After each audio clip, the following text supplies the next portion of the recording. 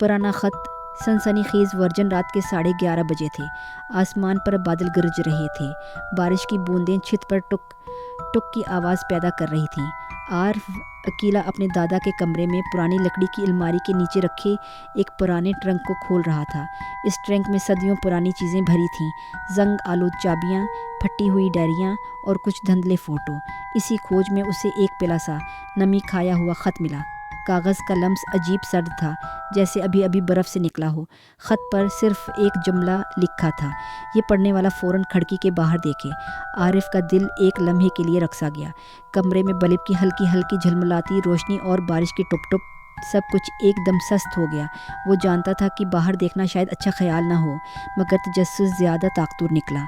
आहिस्ता आहिस्ता वो खिड़की की तरफ बढ़ा, पर्दा सरकाया और शीशे के पार झांका। बाहर गली बिल्कुल सुनसान थी।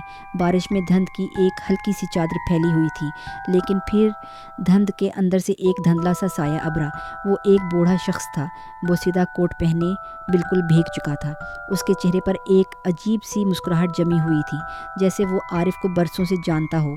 बूढ़े ने आहिस्ता से सर उठाया और गहरी भारी आवाज़ में कहा, मैं तुम्हें ये ख़त देने आया था। 50 साल पहले। उसके हाथ कांप रहे हैं और वो पीला पड़ा पुराना ख़त पकड़े हुए है। ख़त पर अब सरख चमकते हुए अल्फाज लिखे हैं, पीछे मुड़कर देखो। पीछे दरवाजे पर खड़ा साया अब वहाँ नहीं है। वो अब लड़के के बिल्कुल पास झुक कर बैठा है।